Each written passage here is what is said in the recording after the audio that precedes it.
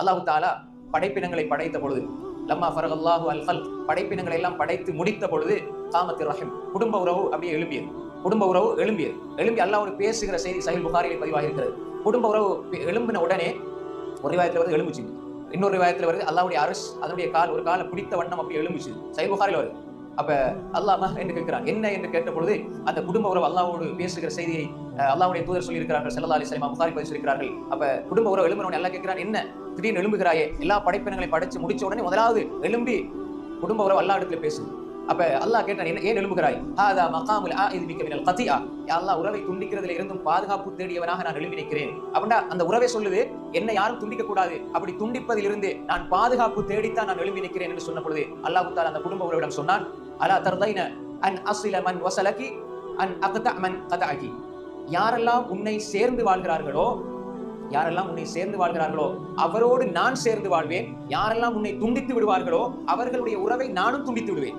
அது உனக்கு சந்தோஷம் தரவில்லையா என்று குடும்ப உறவிடத்தில் அல்லாஹ் தஆலா கேட்ட பொழுது குடும்ப உறவு அதை ஏற்றுக்கொள்கிறது. அப்பொழுது அல்லாஹ் தஆலா சொல்கிறான், கால ஃபதாக், அது அவ்வாறுதான். யாரெல்லாம் குடும்ப உறவை சேர்ந்து வாழ்வார்களோ அவர்களை அல்லாஹ் சேர்ந்து நடப்பான், யார் குடும்ப உறவை துண்டித்து விடுவார்களோ அவர்களை அல்லாஹ் துண்டித்து விடுவான், அல்லாஹ் தஆலா துண்டித்து விடுவான். அப்ப நீங்க குடும்ப உறவை சேர்ந்து வாழ்கிற பொழுது அல்லாஹ் அவன் உங்களோட சேர்ந்து வாழ்வான்.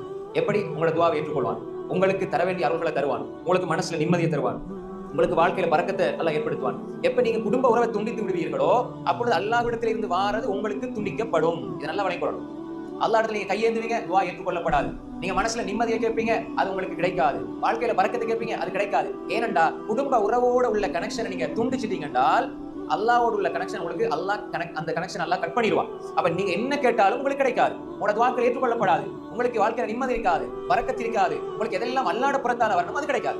அதுதான் அல்லாஹ் தஆலா சொல்றான், அலா தர்தைன அன் அஸில மன் வஸலகி வன் அக்தஅ மன் கதஅகி, உன்னை துண்டிச்சா நான் அவர்களை துண்டிக்கிறேன். இது அல்லாஹ் குடும்ப உறவுக்கு இந்த படைச்சு முடிச்ச உடனே முதலாவது செய்து கொள்கிற ஒரு ஒப்பந்த குடும்ப உறவோடு என்பதை நாம் புரிந்து கொள்ள வேண்டும். அன்புக்குரிய சகோதரர்களே, சஹீஹ் முஸ்லிமில் வர ரிவாயத், அர்-ரஹிம் முஅல்லகத்துன் பில் அர்ஷ், அர்-ரஹிம் குடும்ப உறவு என்பது அர்ஷில தொங்க விடப்பட்டிருக்கிறது. முஅல்லக பில் அர்ஷ், அல்லாஹ்வுடைய அர்ஷ் சிம்மாசனத்தில தொங்க விடப்பட்டிருக்கிறது. தகூல், அந்த குடும்ப உறவு சொல்கிறது, மன் வஸலனி வஸலஹுல்லாஹ் வ மன் கதஅனி கதஅஹுல்லாஹ், ரவாஹ் முஸ்லிம்.